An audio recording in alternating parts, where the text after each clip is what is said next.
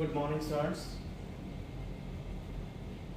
Our next chapter is chapter number 1. बहुत simple आसान सा टॉपिक है, reproduction in organisms.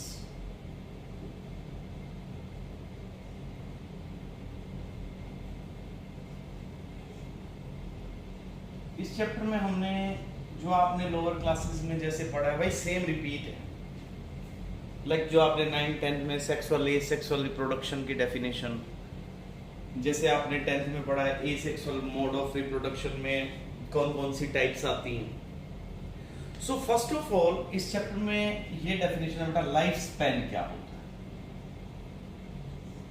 Life span का मतलब बेटा the duration between birth and death.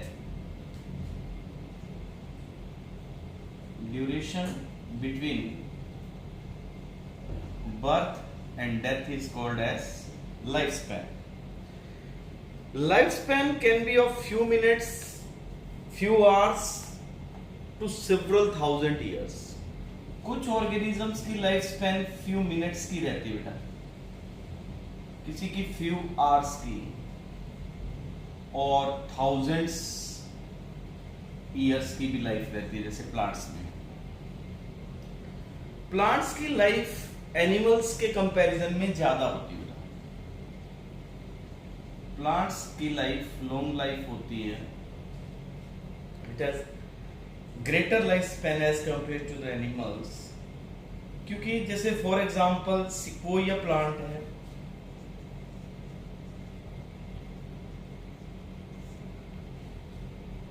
इस प्लांट की लाइफ है बेटा, it life for the 1000 of years. बहुत सालों तक ये जिंदा रहता है।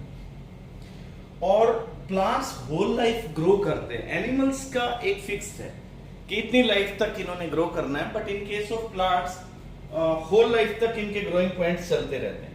किसी भी एनिमल के पास, अच्छा इनके पास, एनिमल्स के पास एक सिस्टम हो रहा है, इनके पास डेड टिश्यूज भी होते हैं, स्पोर्टिंग टिश्यूज डेड रहते हैं जो बॉडी को सपोर्ट करते हैं, और ग्रोइंग पॉइंट है, होल लाइफ ग्रो करते हैं। That's why long life is there.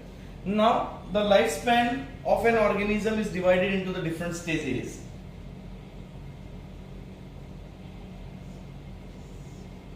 जैसे फर्स्ट स्टेज आती है बेटा जुवेनिलिटी,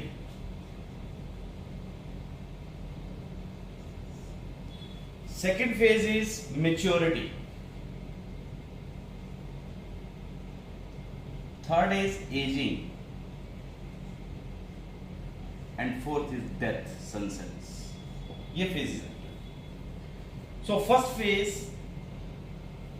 जो अर्ली फेज है लाइफ स्पैन में, from the time of birth up to the stage when an organism develop capacity to reproduce.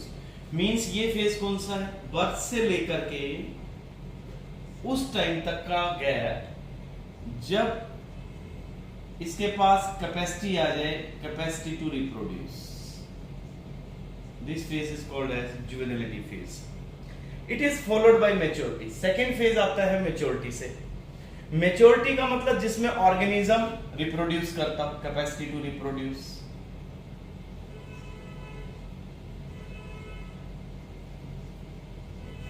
Third phase बेटा aging, जिसमें organs जो होते हैं उनकी efficiency कम होती चली जाएगी। एजिंग का मतलब जिसमें डिटेरियोरेशन स्टार्ट हो, जिस फेज में डिटेरियोरेशन रहेगा, मतलब ऑर्गन्स की एफिशिएंसी जो है वो कम होती चली जाएगी। ग्रेजुअली धीरे धीरे एफिशिएंसी ऑर्गन्स की, जैसे हार्ट की, किडनी, लंग्स, तो इनके जो ऑर्गन, ये जो जितना फंक्शन करते हैं फिजियोलॉजिकल, इनका जो रोल है वो बेटा रिड्यूस हो जाएगा, ये कम काम करेंगे। जैसे हार्ट पंपिंग कम कर देता है, जैसे किडनी का फिल्ट्रेशन रेट कम हो जाता है। Last stage, final stage leads to the death of an animal, और ये एजिंग जो होती है ये लास्ट में एनिमल को किल करती है। डेथ जो होती है वो किसी एक वाइटल ऑर्गन के बंद होने से आती है। ऐसा नहीं होता कि सारे वाइटल ऑर्गन्स एक साथ बंद हो जाए। वाइटल ऑर्गन्स कौन है, जो लाइफ सपोर्ट करते हैं, जैसे heart, kidney, liver, lungs, brain, तो ये वो ऑर्गन्स हैं जो कंटिन्यूअसली लाइफ सपोर्ट कर रहे हैं, इनको रिमूव कर दें डेथ हो जाएगी। तो इन वाइटल ऑर्गन्स में से जो ऑर्गन पहले काम बंद करेगा वो कॉज होगा डेथ का। इसके बाद बच्चे व्हाट इज रिप्रोडक्शन। रिप्रोडक्शन एक वो प्रोसेस है जिससे कोई ऑर्गेनिज्म एक कॉपी, अपनी कॉपी प्रोड्यूस करते हैं। रिप्रोडक्शन एक वो प्रोसेस है जिसे री अगेन प्रोडक्शन मतलब बना देना। तो एक इंपॉर्टेंट प्रोसेस है by which every living organism makes a copy like itself, makes a copy like itself, अपने जैसी एक कॉपी और बना देना, वो बेटा होगा रिप्रोडक्शन, मल्टीप्लिकेशन। ये वो प्रोसेस है जो स्पीसीज को इमोर्टल रखता है, इट कीप्स स्पीसीज इमोर्टल, अमर कर दे। अब आप इमेजिन करिए कि अगर रिप्रोडक्शन का प्रोसेस बंद हो जाए तो जो जनरेशन अब है उसकी डेथ होने के बाद आगे कोई आएगा ही नहीं, तो वो स्पीसीज क्या होगी, एक्सटिंक्ट हो जाएगी। So this mechanism, this process keeps the species immortal over the earth. Now the types of reproduction किस तरह से करते हैं? The first is asexual, you know, हमने पढ़ा है। Second is sexual. Asexual mode of reproduction, जिसमें सेक्स ऑर्गन का यूज नाम से ही पता लग रहा है। तो इस प्रोसेस में no use of sex organs, there is no use of sex organ बेटा। सेकेंड, इसमें कोई मियोसिस नहीं है, कोई गैमीट फॉर्मेशन नहीं है, no meiosis which leads to the gamete formation, no zygote, no fertilisation. तो इसमें एसेक्सुअल प्रोसेस में माइटोसिस मेनली चलती है, आपने +1 में पढ़ा है, जिसमें सेल कॉपी करती है अपनी, डायप्लॉइड सेल से डायप्लॉइड बनते हैं, सेम क्रोमोसोम आते हैं, सेम डीएनए आता है। Sexual reproduction as name suggest there is use of sex organs, there is use of sex organs, there are gametes, male gamete, female gamete, इसमें तो बनेंगे।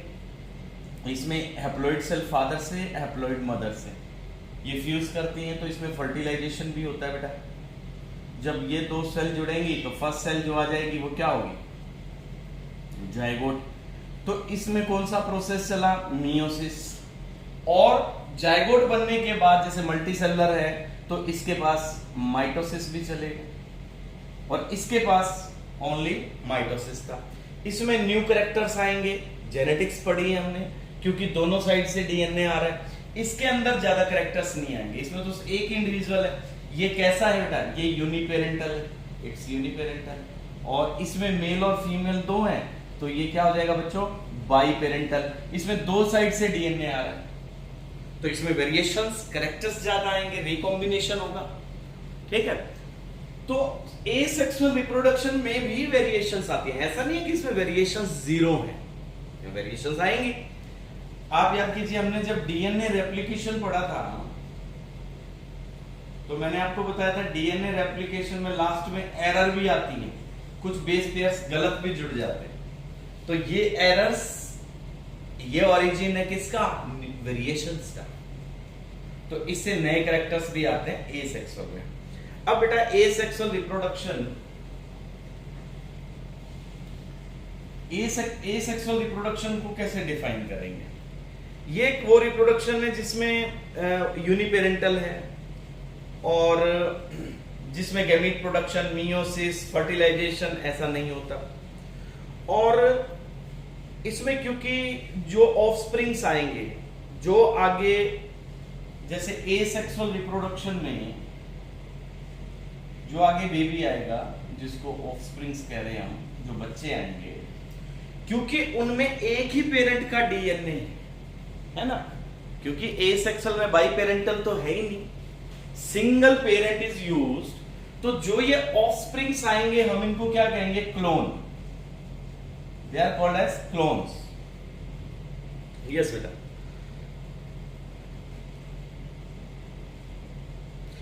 एसेक्सुअल रिप्रोडक्शन को एगैमोजेनेसिस भी कह सकते हो आप, you can call it agamogenesis, and you can also call it as एगैमोजेनी।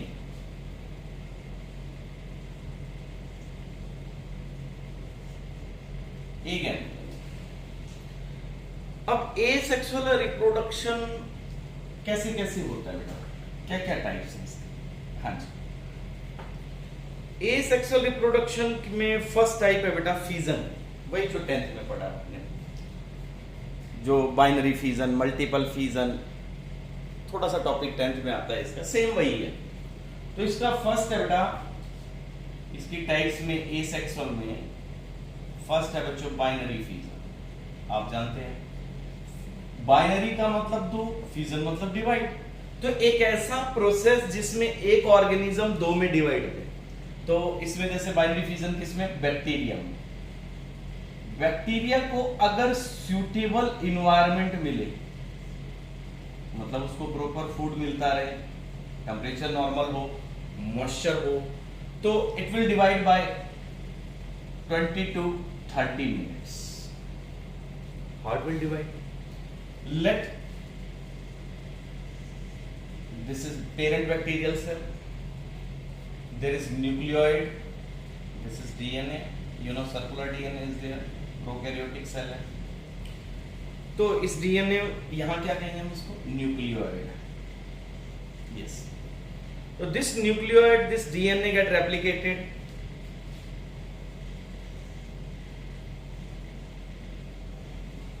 It get replicated, then this cell divide like this, and two daughter cell get formed like this. So binary fission in bacteria, तो ये कितना time लगेगा बेटा? 20 to 30 minutes. और अगर आपके पास एक bacteria है और इसको आप सूटेबल मीडियम में रखते हैं, तो 24 आवर्स में इतने बैक्टीरिया बन जाएंगे जिनका वेट कितना होगा? 110 ग्राम्स। तो 20 to 30 मिनट्स में ये डिवाइड कर रहा है, तो ये नंबर आ जाएगा बच्चों, इतना मास इंक्रीज हो जाएगा इसका। अब सेकेंड है बाइनरी फ्यूजन इन प्रोटिस्ट। ये भी हमने पहले लोअर क्लासेस में पढ़ा हुआ है। सेकेंड एग्जांपल बेटे,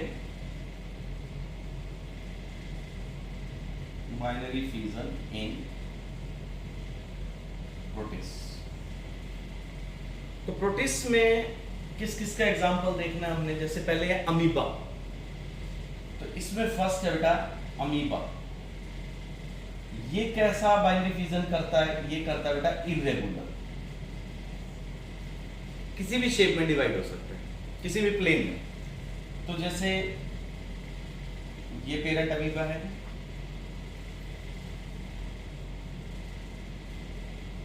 ये न्यूक्लियर डिवीजन, इसके बाद बेटे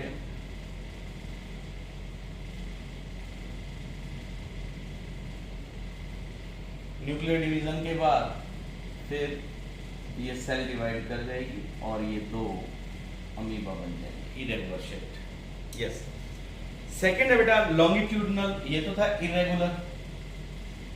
तो सेकंड हम एग्जांपल देख रहे हैं लॉन्गिट्यूडनल, कौन डिवाइड करेगा? लॉन्गिट्यूडनल सेकंड में एग्जांपल है बेटा यूग्लिना। यूग्लिना आपको याद हो तो हमने +1 में पढ़ा था, किसका एग्जांपल था? ये टू किंगडम सिस्टम की एक्सेप्शन था ये, जिसमें प्लांट्स और एनिमल्स दोनों के कैरेक्टरिस्टिक्स थे। तो यूग्लिना में जो डिवीजन चलती है बेटा,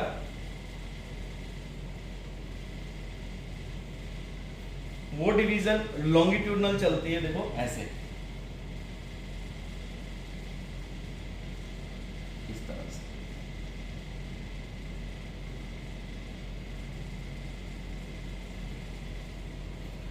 थर्ड एग्जांपल है बेटा ट्रांसवर्स फ्यूजन।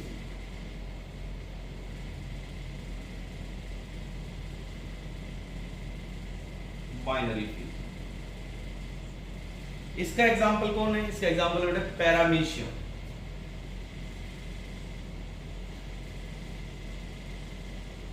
पैरामीशियम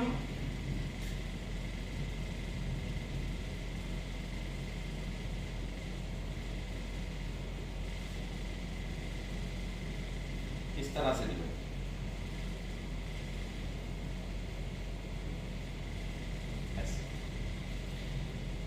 अब है बेटा बाइनरी फ्यूजन इन प्लेनेरिया। नेक्स्ट,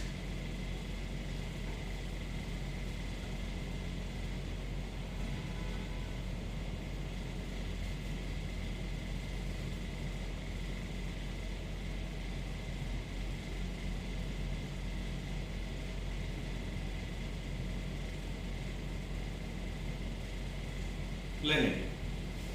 प्लेनेरिया में ये स्ट्रक्चर थोड़ा सा बढ़िया है। ये सबस्ट्रेटम के साथ अटैच होता है और एक पार्ट को आगे की तरफ पुल करता है, तो ये बीच में से डिवाइड हो जाएगा। तो जैसे ये ऐसा हो जाएगा, ऐसा। तो जो एंटीरियर पार्ट है वो पोस्टीरियर पार्ट रीजनरेट कर लेगा, ये देखो, और पोस्टीरियर पार्ट एंटीरियर कर लेगा। अब यहां हमने जो बाइनरी फ्यूजन देखा, इसमें एक इंपॉर्टेंट बात हमें ये देखने को मिली है कि जब ऑफस्प्रिंग्स आ गए, जैसे ये ऑफस्प्रिंग्स आ गए बेटा, तो पेरेंट तो कोई रहा ही नहीं। जैसे ये बैक्टीरिया था, ये बाइनरी फ्यूजन करता है, ये दो बैक्टीरिया आ गए, तो पेरेंट कहां है ही नहीं, पेरेंट तो खुद डिवाइड कर गया। तो इट मींस बाइनरी फ्यूजन में कोई डेड बॉडी बचती ही नहीं है, कोई पेरेंट रहता ही नहीं है प्रोसेस के बाद। तो हम कह सकते हैं कि बाइनरी फ्यूजन से इमॉर्टैलिटी होती है। मतलब जो बाइनरी फ्यूजन से डिवाइड करते हैं दे आर इमॉर्टल। उनकी डेथ कैसे होगी? होगी नहीं, वो तो बाइनरी फ्यूजन से डिवाइड करते जाएंगे ना बच्चों। तो ये इनका मोड है जिससे नए ऑर्गेनिजम्स, नए ऑफस्प्रिंग्स आते रहेंगे और पुराना जो है वो खत्म हो जाएगा। सेकेंड बेटा, बाइनरी फ्यूजन के बाद आगे है हमारे पास example type, that is multiple fusion. अब नाम से ही पता लग रहा है, फ्यूजन जिसमें बहुत सारे ऑफस्प्रिंग्स बनते हो। तो इसका फर्स्ट एग्जांपल है प्लाज्मोडियम। प्लाज्मोडियम आपको पता है मलेरिया कॉज करता है ना प्लाज्मोडियम। तो प्लाज्मोडियम में जो एक्टिव अडल्ट है, जिसको स्काइजोंट कहते हैं,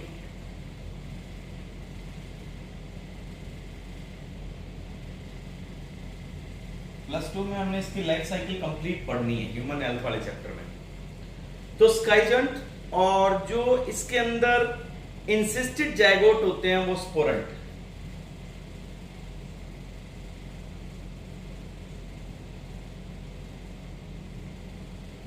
तो ये इसकी स्टेजेस है बच्चों। जब ये बॉडी में अटैक करता है तो आप उस यूनिट में पढ़ेंगे कि इसकी लाइफ की डिफरेंट स्टेजेस आती हैं, तो उसके अकॉर्डिंग हम इसके डिफरेंट नेम्स रखते हैं। तो इनमें मल्टीपल फ्यूजन चलता है। जैसे स्काइजोंट में जब चलता है तो स्काइजोगोनी कहेंगे, that is known as schizogony. और स्पोरेंट में चलता है तो sporogony, this is called as sporogony. Yes. तो मल्टीपल फ्यूजन से जो डॉटर इंडिविजुअल्स आएंगे उनको कहेंगे बेटा मीरोजोइड्स और स्पोरोजोइड्स। इससे जो आएंगे दे आर मीरोजोइड्स,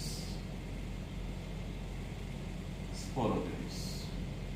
तो अगर आपके लिए ये टॉपिक थोड़ा सा आपको लग रहा है कि ये कौन सी स्टेजेस हैं, तो आप इनको ड्रॉप कर सकते हो। आप यहां सिर्फ ये लर्न कर सकते हो कि प्लाज्मोडियम जब मल्टीपल फ्यूजन करता है तो उसके अंदर एक साथ नंबर ऑफ ऑफस्प्रिंग्स बनते हैं and they get release like this. ये मल्टीपल फ्यूजन है। सिमिलरली मल्टीपल फ्यूजन का और कोई एग्जांपल, अमीबा। तो अमीबा को हमने बाइनरी में भी पढ़ा और अमीबा मल्टीपल में भी है। देखो बच्चों, सेकेंड एग्जाम्पल है बेटा मल्टीपल फिजन का इन अमोइबा। इसमें कैसे होगा? तो अमीबा जब रेजिस्टेंट कोट्स बनाता है, सिस्ट बनाता है, जब पेरेंट से रिलीज होता है बेटा, ये एक सिस्ट में रिलीज होता है, कवरिंग होती है इसके ऊपर। तो मल्टीपल फिजन को यहां हम कहेंगे स्पोरुलेशन।